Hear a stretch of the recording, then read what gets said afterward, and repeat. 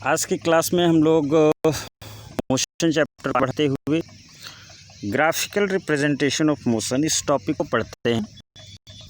तो graphical representation of motion यानी कि जो कंसेप्ट हमने पढ़ा है, distance, displacement, velocity, speed, velocity, acceleration, उन सभी कंसेप्ट को ग्राफिकल मेथड से देखेंगे।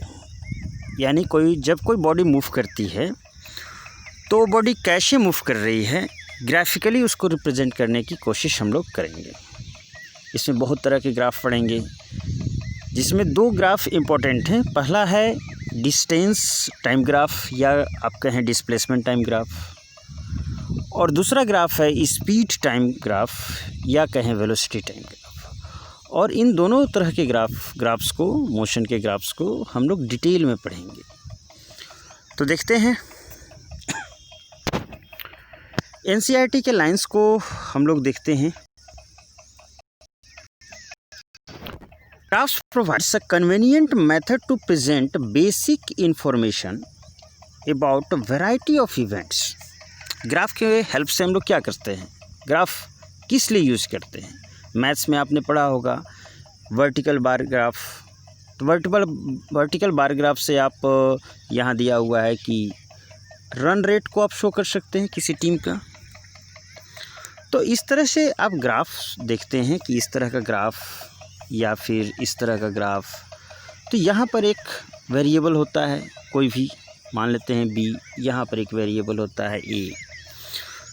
तो इस ग्राफ में ये दो एक्सिस पर ग्राफ लिया जाता है, एक एक्स एक्सिस पर और एक वाई एक्सिस पर। और इन दोनों पर जो क्वांटिटीज़ लिए जाते हैं वो क्या होते हैं, क्वांटिटीज़ एक पर एक्स एक्सिस पर जनरली हम लोग जो क्वांटिटीज़ लेते हैं वो क्वांटिटीज़ जो होता है वो इंडिपेंडेंट होता है। इंडिपेंडेंट को एक्स एक्सिस पर रखेंगे और वाई एक्सिस पर जो लेंगे वो डिपेंडेंट को रखते हैं। डिपेंडेंट, सपोज़ कीजिए कि आप रेनफॉल निकालते हैं ईच डे का, किसी वीक का। तो इस केस में आपके पास जो डेज़ हैं वो इंडिपेंडेंट क्वांटिटीज़ हैं, और डेज़ को कहाँ रखेंगे, एक्स एक्सिस पर रखेंगे days. Sunday, Monday, Tuesday, Wednesday, इस तरह से। और ईच डे जो हमारे पास वाई एक्सिस पर रखेंगे कि कितना सेंटीमीटर या मिलीमीटर, कितना मिलीमीटर बारिश हुआ, उसको वाई एक्सिस पर। तो रेनफॉल जो है वो डिपेंडेंट हो गया, उसको रखेंगे वाई एक्सिस पर। और इंडिपेंडेंट हमारे पास क्या है, डीज, उसको एक्स एक्सिस पर। इस बात को याद रखना है कि एक्स एक्सिस पर क्या रखा जाता है, इंडिपेंडेंट, और वाई एक्सिस पर क्या रखा जाता है, डिपेंडेंट। कभी कभी किसी केसेस में इससे अपोजिट भी लिया जाता है। जनरली वो केसेस जो होते हैं हम लोग साइंस में भी देखते हैं, इकोनॉमिक्स में भी देखते हैं। यानी कि मैथ्स के अदर देन जो भी सब्जेक्ट्स हैं उसमें इसके अपोजिट भी लिया जाता है। लेकिन इन जनरल एक्स एक्सिस पर इंडिपेंडेंट वेरिएबल और वाई एक्सिस पर डिपेंडेंट वेरिएबल को लेते हैं हम लोग। यहाँ भी उसी तरह से लेंगे हम लोग, एक्स एक्सिस पर इंडिपेंडेंट को और वाई पर डिपेंडेंट वेरिएबल को लेंगे। तो चलिए मोशन को हम डिस्क्राइब करते हैं। इसे कहते हैं लाइन ग्राफ, क्योंकि हम एक लाइन के हेल्प से रिप्रेजेंट कर रहे हैं ना। ये एक लाइन है, एक लाइन के हेल्प से रिप्रेजेंट कर रहे हैं, इसलिए इस तरह के ग्राफ को हम कहेंगे लाइन ग्राफ। तो इस लाइन ग्राफ को हम लोग पढ़ते हैं। सबसे फर्स्ट जो ग्राफ हमें पढ़ना है उस ग्राफ का नाम है बच्चों डिस्टेंस टाइम ग्राफ। यानी कि डिस्टेंस को टाइम के वर्सेस में रिप्रेजेंट करना है ग्राफिकली। यानी एक एक्सिस पर हमें टाइम को लेना है और दूसरे एक्सिस पर क्या रखना है, डिस्टेंस को रखना है। अब इन दोनों में आप बताइए कि इंडिपेंडेंट वेरिएबल कौन सा है। इंडिपेंडेंट चीज़ क्या है, टाइम, क्योंकि जैसे जैसे समय पास होता है वैसे वैसे डिस्टेंस कवर होगा। इंडिपेंडेंट है टाइम, और टाइम पर डिपेंडेंट वेरिएबल है डिस्टेंस।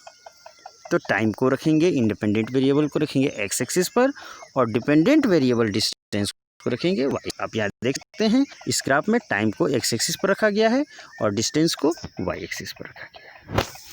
अब ये किस किस तरह के ग्राफ हो सकते हैं डिस्टेंस टाइम ग्राफ? तो सपोज कीजिए कि डिस्टेंस टाइम ग्राफ आपके पास है,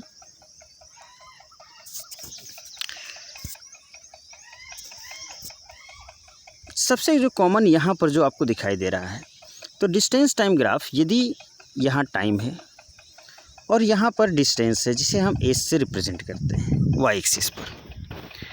अब यदि ये स्ट्रेट लाइन हो पासिंग थ्रू ओरिजिन, इसका क्या मीनिंग है, इसको समझते हैं। यदि हमारे पास डिस्टेंस टाइम ग्राफ है जो कि एक स्ट्रेट लाइन है, एक ऐसा लाइन है, स्ट्रेट लाइन है और ये ओरिजिन ओ से पास कर रहा है, ये इसी तरह का ग्राफ यहाँ पर दिया हुआ है। इसका एक्सप्लेनेशन पढ़ते हैं। तो जैसे जैसे टाइम पास होता है, सपोज कीजिए कि first hour, second hour, third hour, तो फर्स्ट आवर में सपोज कीजिए कि यहाँ पर है, सेकेंड आवर में यहाँ होगा, थर्ड आवर में यहाँ होगा। हम देखते हैं कि इक्वल आवर रखते हैं, इक्वल टाइम रखते हैं, तो डिस्टेंस कवर्ड भी इक्वल होता है।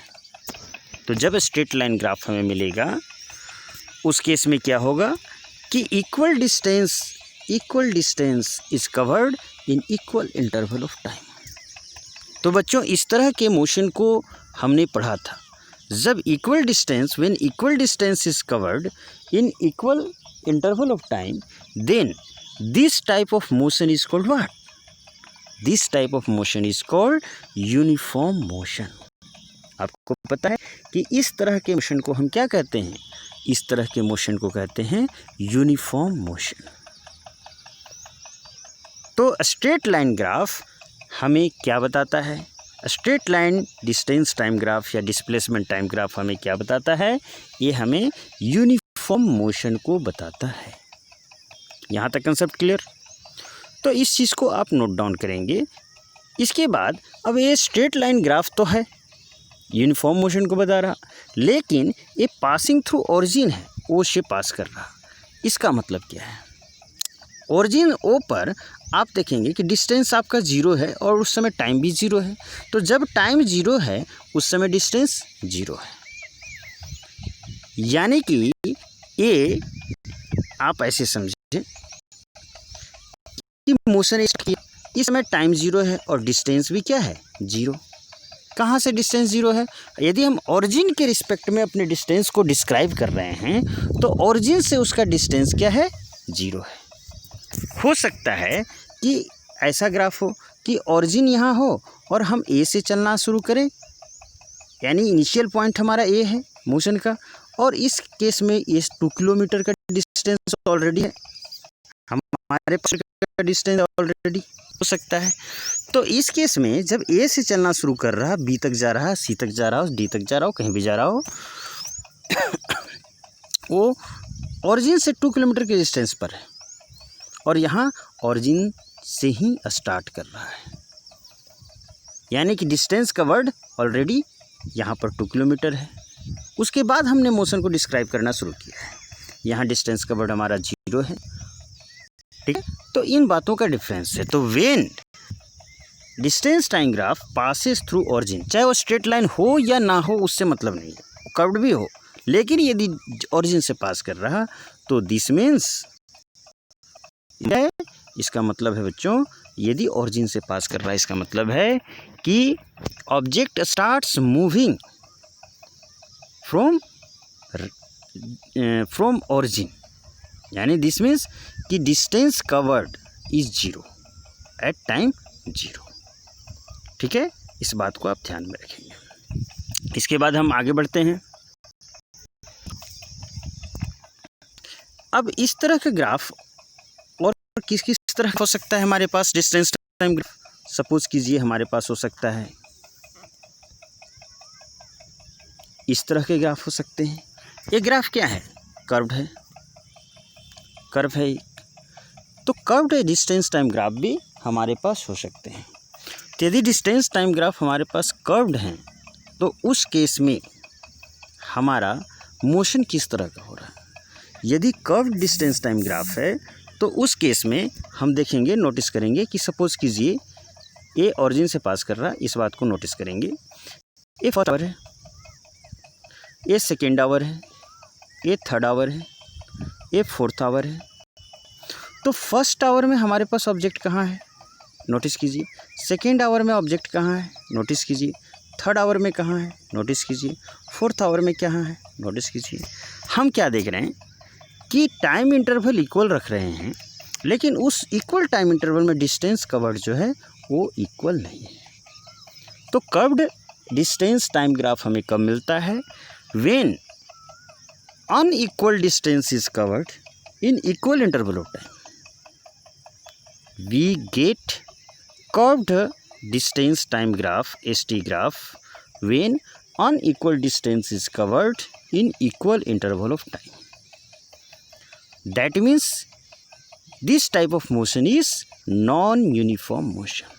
So ST graph for non-uniform motion is a curved graph. याद रखना है, ST graph for non-uniform motion is what? Curved graph. तो ये किस चीज़ का है, ये है नॉन यूनिफॉर्म मोशन का ग्राफ, नॉन यूनिफॉर्म मोशन का ग्राफ है।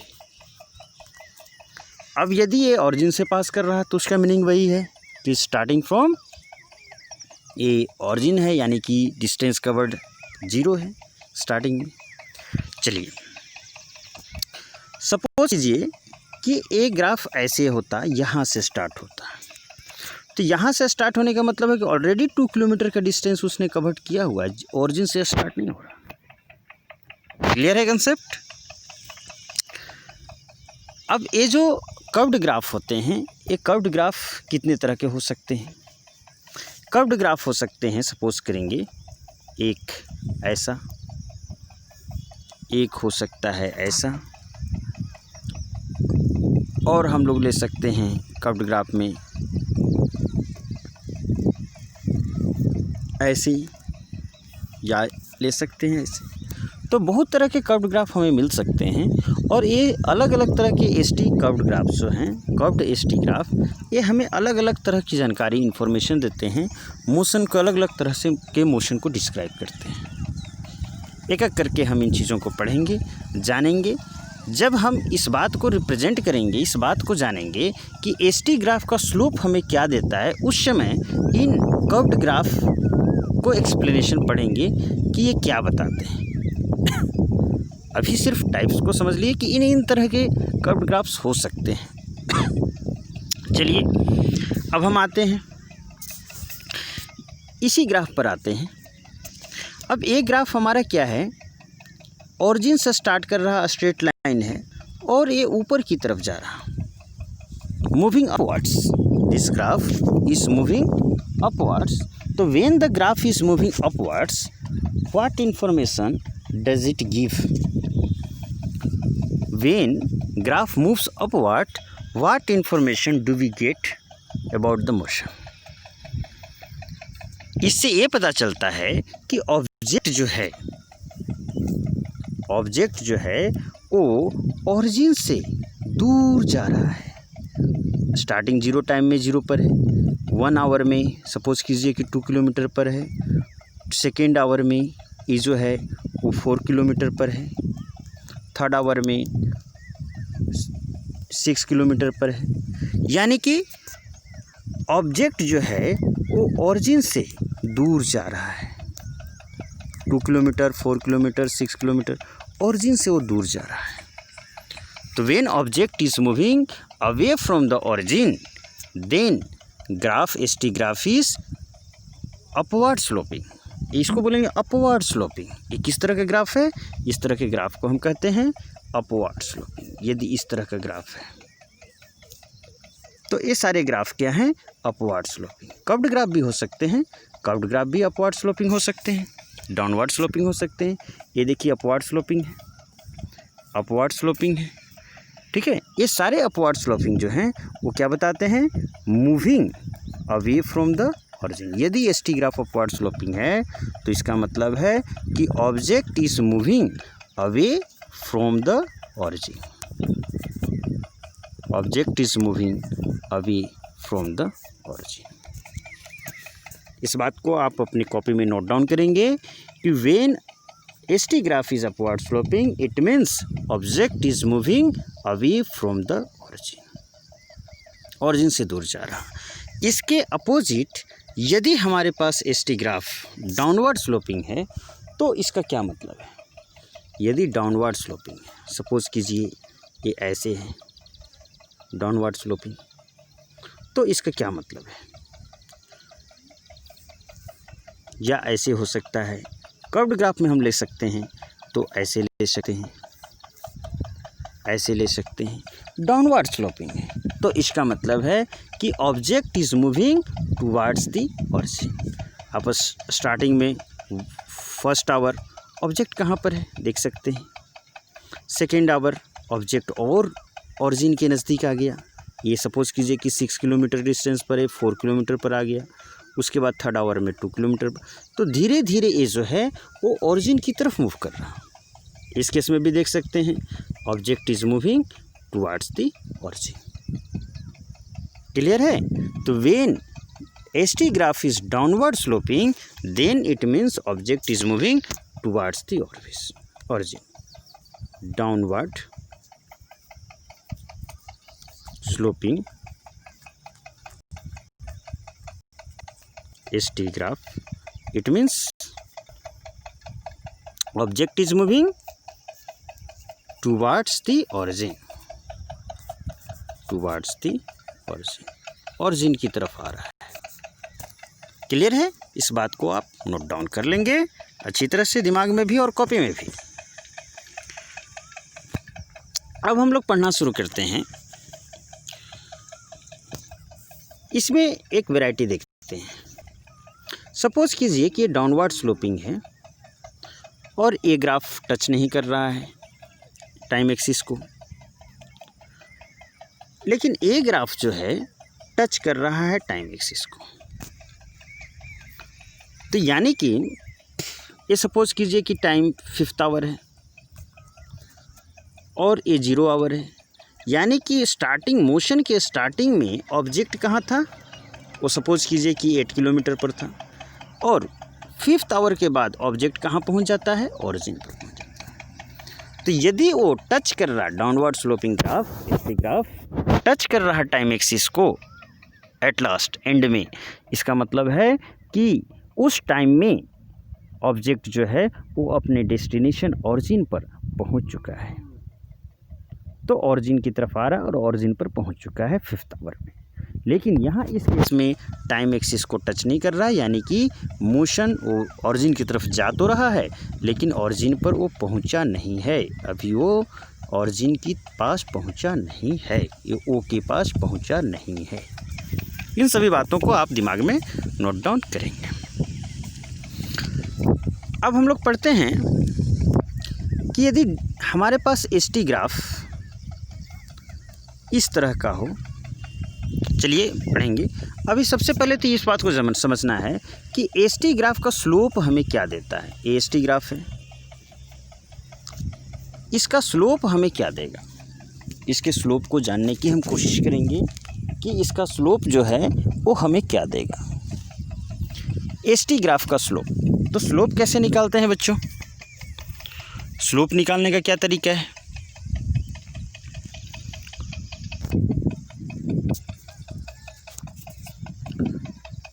ये आपका ST ग्राफ है. 1 मिनट.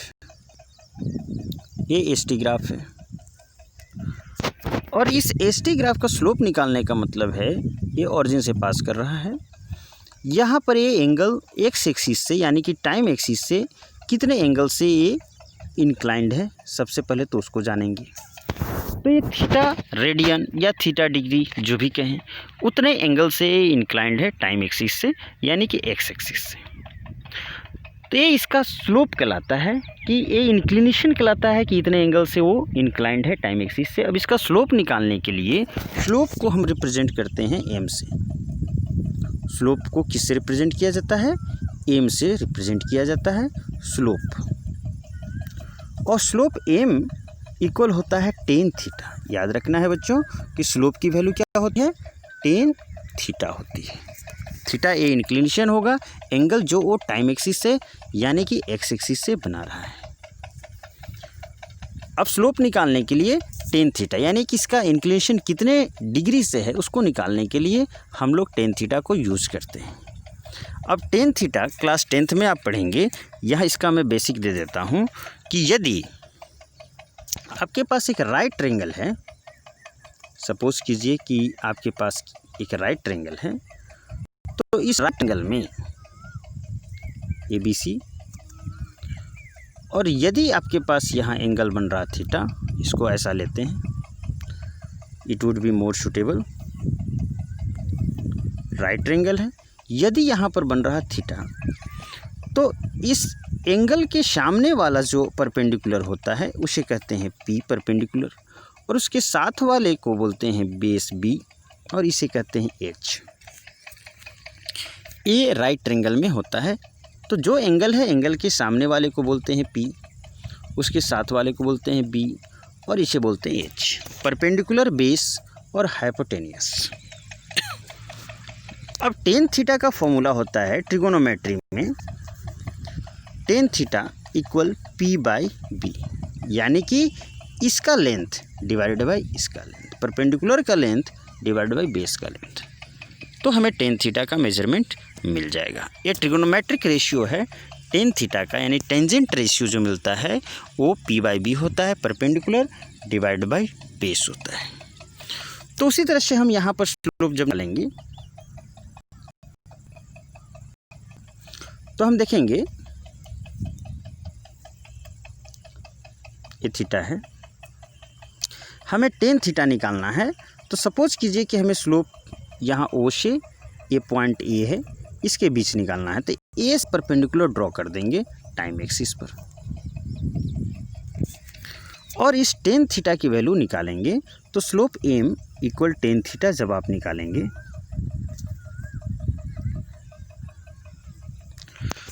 तो यहाँ पर सपोज कीजिए कि M है या AB है, इट इज़ मोर सूटेबल, तो AB परपेंडिकुलर हो गया, और OB आपके पास क्या है, ये बेस है।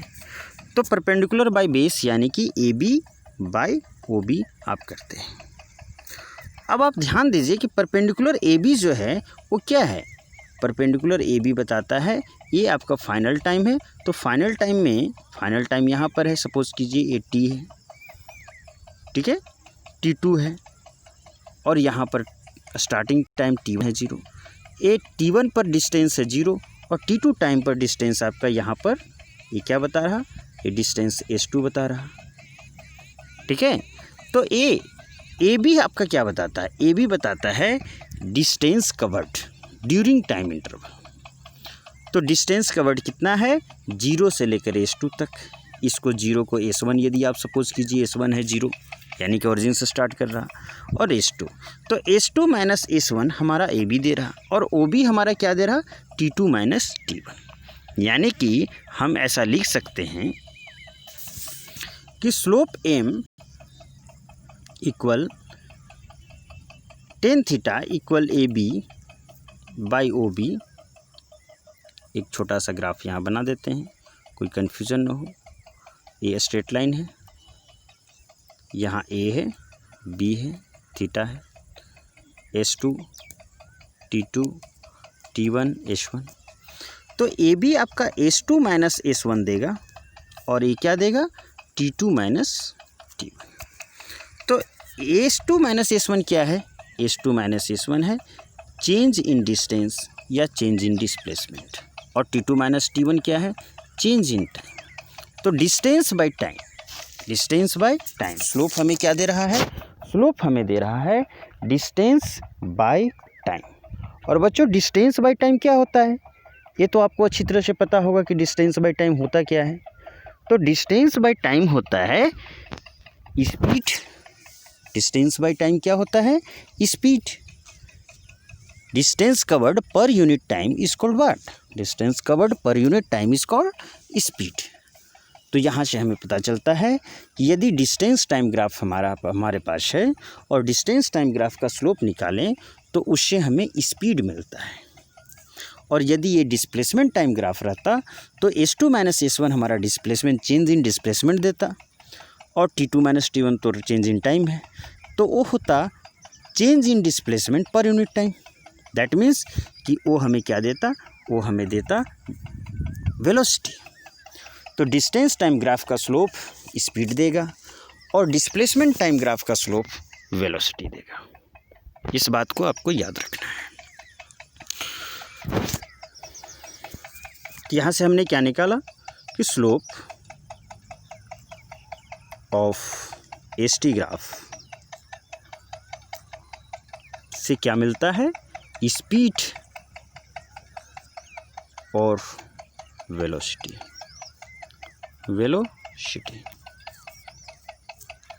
क्लियर है। अब स्लोप को डिस्क्राइब करते हैं कि अलग अलग तरह के ग्राफ के लिए स्लोप कैसा हो सकता है, क्या है उसका वैल्यू। यदि हम इस ग्राफ के स्लोप की बात करें, इस एसटी ग्राफ के स्लोप की बात करें, जो कि straight line passing through origin है, तो यहाँ पर जो स्लोप है हम देखते हैं कि इस पॉइंट ए बी के बीच में, पॉइंट बी से सी के बीच में, सी से डी के बीच में, हर ईच 2 पॉइंट्स के बीच में, हर एक 2 पॉइंट्स के बीच में हमारा स्लोप क्या है, सेम है। झुकाव जो इंक्लिनेशन जो है वो टाइम एक्सिस से एक्स एक्सिस से सेम है। टेन थीटा की वैल्यू सेम आएगी, चूँकि थीटा सेम है तो टेन थीटा की वैल्यू भी सेम आएगी। वो तो एंगल पर डिपेंड करता है, ठीक है, वो रेशियो सेम आएगा। यानी कि स्लोप जो है हमारा सेम है इस केस में स्ट्रेट लाइन ग्राफ में। जब स्लोप सेम है इसका मतलब है कि स्पीड हमारा सेम है, वेलोसिटी हमारा सेम है। तो स्ट्रेट लाइन ग्राफ हमें स्पीड या वेलोसिटी के बारे में क्या इन्फॉर्मेशन देता है कि स्पीड और velocity is same through out the motion. और मैंने इससे पहले आपको डिस्क्राइब करते हुए बताया था कि स्ट्रेट लाइन ग्राफ हमें कब मिलता है, when equal distance is covered in equal interval of time, यानी कि ये यूनिफॉर्म मोशन का ग्राफ होगा। तो यूनिफॉर्म मोशन के ग्राफ में बच्चों स्ट्रेट लाइन ग्राफ मिलेगा। और यूनिफॉर्म मोशन के लिए हम जानते हैं कि स्पीड या वेलोसिटी हमारा क्या होता है, कांस्टेंट होता है, सेम होता है। तो स्ट्रेट लाइन ग्राफ वेलोसिटी का या स्पीड का क्या इन्फॉर्मेशन देता है, स्पीड या वेलोसिटी का इन्फॉर्मेशन मिलता है कि वो हमें कांस्टेंट देता है। स्पीड या वेलोसिटी हमारे पास क्या होता है, स्पीड वेलोसिटी कांस्टेंट होता है। इस बात को आपको दिमाग में रखना है बच्चों। चलिए अब दूसरी तरह के ग्राफ पर विचार करते हैं कि दूसरी तरह का ग्राफ हमें क्या देता है। सपोज कीजिए कि हमारे पास एक ग्राफ एसटी ग्राफ है, स्ट्रेट लाइन है, जो कि टाइम एक्सिस के पैरेलल है। ये टाइम एक्सिस के पैरेलल है। तो उस केस में हमारा वेलोसिटी के बारे में क्या इन्फॉर्मेशन मिलेगा या उसके डिस्टेंस कवर्ड के बारे में क्या इन्फॉर्मेशन मिलेगा, उन सभी चीज़ों को देखते हैं, दोनों तरह की चीज़ों को। इस केस में हम देख सकते हैं कि जब जीरो टाइम है तो ऑब्जेक्ट सपोज कीजिए 8 किलोमीटर पर है, टाइम 1 आवर हो गया तब भी ऑब्जेक्ट 8 किलोमीटर पर ही है, सेकेंड आवर में भी ऑब्जेक्ट 8 किलोमीटर पर ही है, थर्ड आवर में भी ऑब्जेक्ट 8 किलोमीटर पर ही है। यानी कि टाइम बढ़ता जा रहा, लेकिन जो डिस्टेंस है कवर्ड वो चेंज नहीं हो रहा। यानी कि ऑब्जेक्ट स्टेशनरी है, ऑब्जेक्ट एट रेस्ट है। तो इस डिस्टेंस टाइम ग्राफ यदि टाइम एक्सिस के पैरेलल हो, इसका मतलब है कि ऑब्जेक्ट इज़ एट रेस्ट। तो ऑब्जेक्ट इज़ एट रेस्ट का एसटी ग्राफ कैसा होता है बच्चों, ऑब्जेक्ट एट रेस्ट का ST graph parallel line parallel to time axis. ST graph is parallel to time axis. वहाँ डिस्टेंस कवर्ड 0 होगा, चेंज इन डिस्टेंस क्या होगा या चेंज इन डिस्प्लेसमेंट 0 होगा। अब इस केस में स्पीड क्या होगा, तो स्लोप देखें, चूँकि हमें एंगल निकालना है टाइम एक्सिस से, स्लोप निकालने के लिए एंगल थीटा चाहिए जो कि टाइम एक्सिस से चाहिए, एक्स एक्सिस से चाहिए। तो यदि कोई लाइन एक्स एक्सिस के पैरेलल है, कोई भी लाइन एक्स एक्सिस के पैरेलल है, तो उसका एक्स एक्सिस से क्या होगा, 0 एंगल है। दो पैरेलल लाइंस के बीच का एंगल क्या होता है बच्चों, 0 एंगल होता है।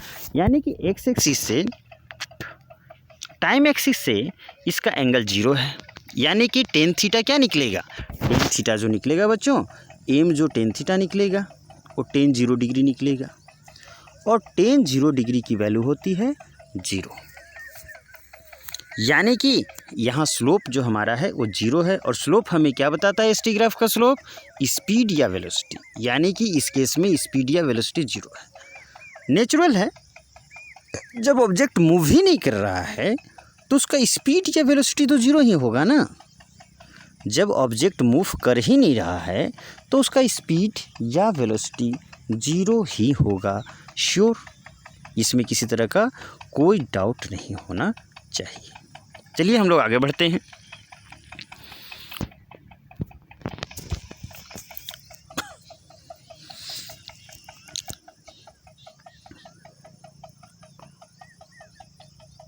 सपोज करते हैं कर्व्ड ग्राफ की तरफ देखते हैं, और कर्व्ड ग्राफ यदि हमारे पास अपवर्ड स्लोपिंग में इस तरह का है तो हम देखेंगे कि यहाँ पर हम देख चुके हैं कि स्लोप जो है हर एक 2 पॉइंट के बीच चेंज हो रहा, स्लोप हर एक 2 पॉइंट के बीच में चेंज हो रहा, क्योंकि हर एक 2 पॉइंट के बीच एंगल जो है एक्स एक्सिस से वो चेंज हो रहा है, एक्स एक्सिस से एंगल जो है वो चेंज हो रहा है या नहीं हो रहा, आप ऐसे इसको समझें।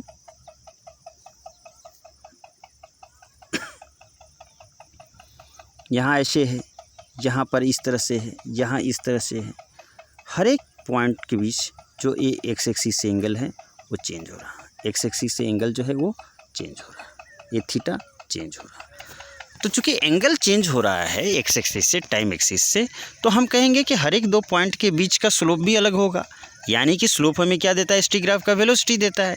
तो कर्व्ड लाइन के केस में वेलोसिटी या स्पीड हमारा क्या होगा, डिफरेंट होगा, यानी कि ये नॉन यूनिफॉर्म मोशन का ग्राफ है।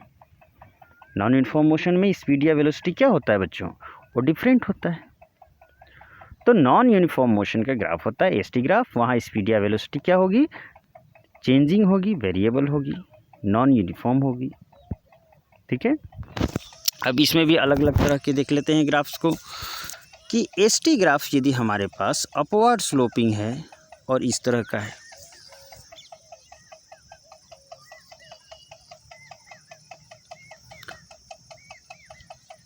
यहाँ इक्वल टाइम इंटरवल लेते हैं,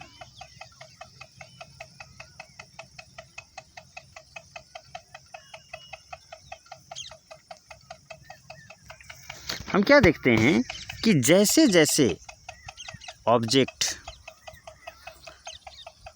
टाइम जैसे जैसे बढ़ रहा है वैसे वैसे डिस्टेंस कवर्ड भी बढ़ रहा है, लेकिन object is moving away from the origin. यदि वो अपवर्ड स्लोपिंग है तो मैंने बताया था उसका मीनिंग कि object is moving away from the origin, yes of course it is moving away from the origin. लेकिन इक्वल टाइम इंटरवल में जो डिस्टेंस है वो अनइक्वल है, ये भी सही है। लेकिन जो हम देख रहे हैं कि डिस्टेंस कवर्ड है, अनइक्वल डिस्टेंस कवर्ड, वो धीरे धीरे धीरे धीरे हमारा बढ़ता जाएगा, इंक्रीज करता जाएगा, यानी कि डिस्टेंस कवर्ड का जो रेट है वो बढ़ता जाएगा, स्लोप हमारा बढ़ता जाएगा। तो इसको एक्सेलरेशन से जब हम लोग रिलेट करेंगे तो एक्सेलरेशन का देखेंगे कि ये इंक्रीजिंग एक्सेलरेशन का केस है। एक्सेलरेशन जब आप इसको नोटिस करेंगे तो इंक्रीजिंग एक्सेलरेशन, स्लोप बढ़ने का मतलब है वेलोसिटी का बढ़ना, और जब वेलोसिटी चेंज होती है बच्चों, यहाँ वेलोसिटी क्या हो रही है, स्लोप चेंज हो रहा है, वेलोसिटी चेंज हो रही है। वेलोसिटी जहाँ पर भी चेंज होगी वहाँ पर एक्सेलरेशन का कंसेप्ट आ जाता है, याद होगा एक्सेलरेशन आपने पढ़ा है। Rate of change of velocity is called what, rate of change of velocity is called what. यदि वेलोसिटी में चेंज हो रहा है तो उसके रेट को क्या बोलते हैं, एक्सेलरेशन बोलते हैं। Rate of change of velocity is called acceleration.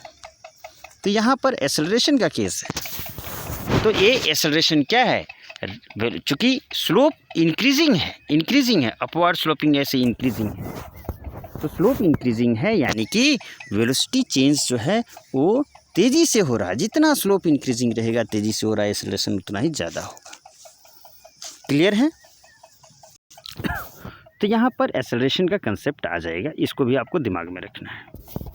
और भी तरह के ग्राफ को आप नोटिस कर सकते हैं खुद से कि ग्राफ यदि इस तरह का हो तो क्या होगा, इस तरह का हो तो क्या होगा, इस तरह का हो तो क्या होगा। इन सब का आप मंथन, इन सब पर विचार आप खुद से करें और काफ़ी कुछ हैं आपको इनसे निकलेंगी। उनके स्पीड के बारे में, एक्सेलरेशन के बारे में आप काफ़ी कुछ जान सकेंगे कि अनइक्वल डिस्टेंस कवर्ड जो रहा इक्वल इंटरवल ऑफ टाइम में, वो अनइक्वल डिस्टेंस किस तरह से कवर हो रहा, इंक्रीजिंग, डिक्रीजिंग, कांस्टेंट, क्या, इन सभी चीज़ों को आप एनालिसिस करेंगे। चलिए आगे बढ़ते हैं।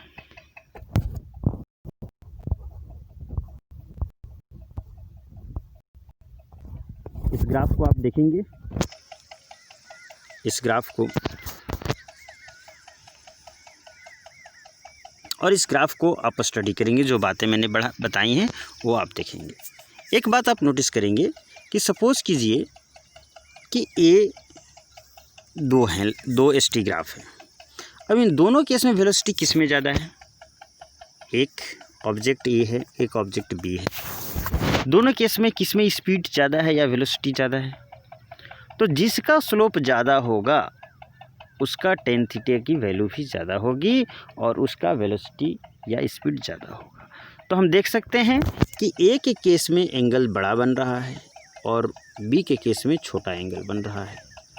θ1 इज़ ग्रेटर देन θ2, इसलिए tan θ1 is greater than tan θ2, यानी कि स्लोप ए का जो स्लोप होगा, slope M A is greater than slope M B, यानी कि velocity A is greater than velocity B. तो आपको ध्यान में रखना है कि जिसका स्लोप ज़्यादा होगा, एंगल ज़्यादा होगा, इंक्लिनेशन, उसका एंगल ऑफ इंक्लिनेशन ज़्यादा होगा एक्स एक्सिस से, टाइम एक्सिस से, तो स्लोप भी ज़्यादा बड़ा होगा। स्लोप बड़ा होगा यानी कि उसका वेलोसिटी भी बड़ा होगा। अब कुछ मिक्सअप हम लोग देख सकते हैं ग्राफ्स को। सपोज़ कीजिए कि ऑब्जेक्ट यहाँ से यहाँ जा रहा, एसटी ग्राफ है, यहाँ के बाद ऐसे जा रहा, उसके बाद ऐसे आ रहा। ये ग्राफ क्या बताता है? ये ग्राफ हमें बताता है कि ओरिजिन से स्टार्ट हो रहा, एक टाइम में सपोज़ कीजिए सेकेंड आवर है, वो 6 किलोमीटर पर पहुंचा और यहाँ से ये 4th आवर तक ये या 6th आवर तक ये सपोज़ कीजिए कि वो स्टेशनरी रहा, वहीं रहा, टाइम पास होता गया, लेकिन वो किसी कारण से रुका रहा वहाँ पर।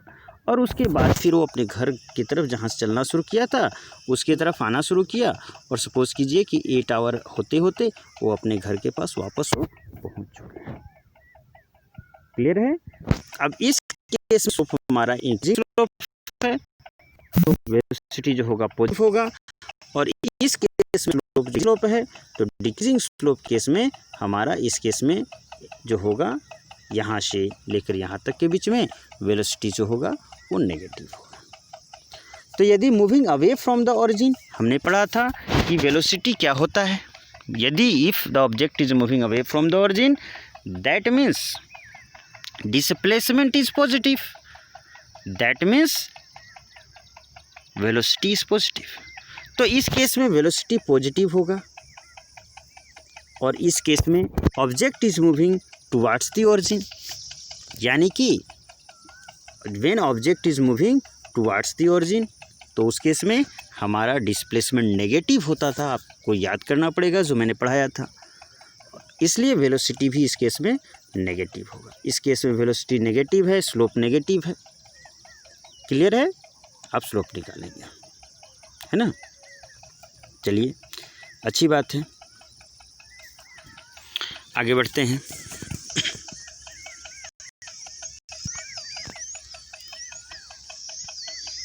तो बच्चों यहाँ तक हमने पढ़ा डिस्टेंस टाइम ग्राफ या डिस्प्लेसमेंट टाइम ग्राफ को, उसके डिस्क्राइब करना पढ़ा।